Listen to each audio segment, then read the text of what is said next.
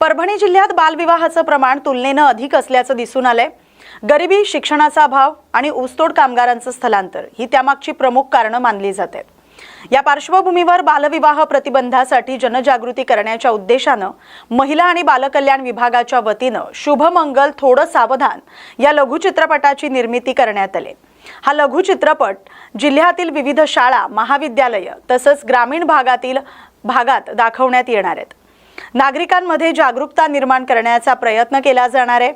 या लघुपटाच्या पोस्टरचं अनावरण 1 मे रोजी पालकमंत्री मेघना बोर्डीकर यांच्या हस्ते करण्यात आलं। मी जिल्हा महिला बाल विकास अधिकारी परभणी मोनिका रंधवे। आम्ही बालविवाह प्रतिबंधाविषयी एक छोटीशी शॉर्ट फिल्म बनवलेली आहे। त्याचं आज उद्घाटन माननीय पालकमंत्री महोदया मेघना दीदी बोर्डीकर यांच्या हस्ते पार पडलेलं आहे।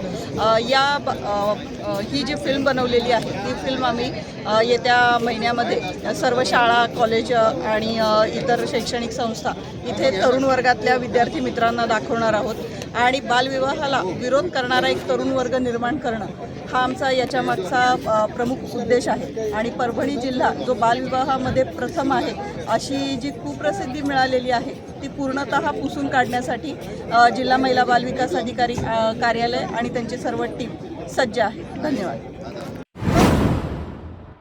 पोटाच्या शोधात गाव सोडून शहरात आलेल्या मजुरांचं वास्तव्य काय आहे याचं चित्र परभणीत पाहायला मिळालंय।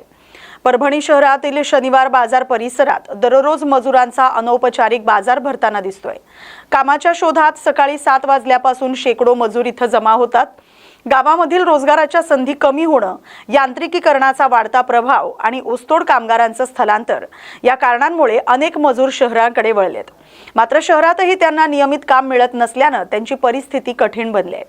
कामाच्या प्रतीक्षेत हे मजूर तासनतास उभे राहतात। काहींना दिवसाचं काम मिळतं तर अनेकांना रिकाम्या हातानं परत जावं लागतं। काम मिळाल्यास 8 ते 10 तासांच्या श्रमासाठी साधारण 500 ते 800 रुपयांपर्यंत मजुरी दिली जाते। दरम्यान या ठिकाणी नागरिक थेट येऊन मजुरांची निवड करतात। मात्र अनिश्चित रोजगारामुळे या श्रमिकांचं आर्थिक आणि सामाजिक आयुष्य अस्थिर झाल्याचं चित्र समोर आलंय। अभिनेता रितेश देशमुख यांचा बहुप्रतीक्षित राजा शिवाजी हा चित्रपट 1 मे रोजी प्रदर्शित झालाय। परभणीत त्याला प्रेक्षकांचा उत्स्फूर्त प्रतिसाद मिळताना दिसतोय। शहरातील अनुसया ई स्क्वेअर आणि नरेश मल्टीप्लेक्स इथं चित्रपटाचं प्रदर्शन करण्यात आलंय। पहिल्याच दिवशी दोन्ही ठिकाणचे पहिले शो हाऊसफुल झाले होते। लायन्स क्लबच्या वतीनं सदस्य आणि त्यांच्या कुटुंबियांसाठी नरेश टॉकीजमध्ये विशेष शोचं आयोजन करण्यात आलं होतं। दरम्यान चित्रपट सुरू होण्यापूर्वी आणि नंतर प्रेक्षकांनी छत्रपती शिवाजी महाराज यांच्या नावाचा जयघोष करत उत्साह व्यक्त केला। चित्रपट पाहिल्यानंतर अनेक प्रेक्षकांनी सकारात्मक प्रतिक्रिया देत हा चित्रपट अवश्य पाहावा असं आवाहन केलं। प्रहार जनशक्ती पक्षाच्या शिवसेनेत विलीनीकरणाच्या निर्णयावर परभणीतून विरोधाचा सूर उमटतोय। प्रहार जनशक्ती पक्षाचे अध्यक्ष बच्चू कडू यांनी उपमुख्यमंत्री एकनाथ शिंदे यांच्या उपस्थितीत पक्ष शिवसेनेत विलीन करण्याचा निर्णय जाहीर केला। मात्र या निर्णयाला परभणी जिल्ह्यातील पक्ष पदाधिकाऱ्यांनी विरोध दर्शवलाय। स्थानिक नेत्यांचा दावा आहे की विलीनीकरणाचा निर्णय घेताना त्यांना विश्वासात घेतलं गेलं नाही किंवा कोणतीही चर्चा करण्यात आली नाही। पक्षासाठी गेल्या अनेक वर्षांपासून काम करणाऱ्या कार्यकर्त्यांच्या राजकीय भवितव्यावर याचा परिणाम होणार असल्याची चिंता व्यक्त केली जाते। या पार्श्वभूमीवर परभणीतील प्रहार जनशक्ती पक्षाच्या पदाधिकाऱ्यांनी बैठक घेऊन स्थानिक शाखा शिवसेनेत विलीन होणार नसल्याचा निर्णय घेतलाय। माननीय बच्चूभाऊ कडू यांना काल विधान परिषदेची शिवसेना शिंदे गटाकडून उमेदवारी मिळालेली आहे। पण ते घेत असताना सन्माननीय बच्चूभाऊ कडू यांनी प्रहार जनशक्ती पक्ष हा शिवसेना शिंदे गटामध्ये विलीन केलेला आहे। या गोष्टीला आमचा आक्षेप आहे। सन्माननीय बच्चूभाऊ कडू मोठे व्हावेत, त्यांना वैभव मिळावं, त्यांची अजून प्रगती व्हावी ही आमची इच्छा आहे। परंतु आमच्यासारख्या सामान्य कार्यकर्त्यांना जीवाचं रान करून रक्ताचं पाणी करून जो पक्ष वाढवला होता तो तुम्ही नेऊन शिंदे गटाच्या दावणीला बांधला, हा अधिकार तुम्हाला कोणी दिला होता? आमच्यासारख्या कार्यकर्त्याच्या कर्तृत्वाचा तुम्ही लिलाव केला, त्याचा बाजार मांडला आणि स्वतःचा स्वार्थ साधून घेतला। ही भूमिका आज प्रहार जनशक्ती पक्षाच्या प्रत्येक कार्यकर्त्याची आहे।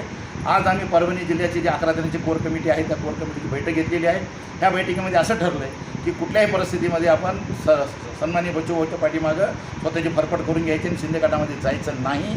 आणि म्हणून आम्ही आज शिवसेना शिंदे गटामध्ये सन्माननीय बच्चूभाऊ कडूसोबत जाणार नाही हा निर्णय घेतला आहे। आता आमच्या कोर कमिटीचे प्रत्येक कार्यकर्ते पदाधिकारी जे आहेत हे तालुकानिहाय दौरे करतील आणि 2 दिवसामध्ये संपूर्ण तालुक्यातील कार्यकर्ते पदाधिकाऱ्यांची चर्चा करून आम्ही आमची नवीन दिशा ठरवू, पण कुठल्या परिस्थितीमध्ये आम्ही शिवसेना शिंदे गटामध्ये सन्मान्य बच्चूभाऊ कडूंसोबत गेलेलो नाही आणि जाणारं नाही. सत्तेसाठी चळवळ विकणारी आमची औलाद नाही आणि आम्हाला कुठल्याही परिस्थितीत ते मान्य नाही.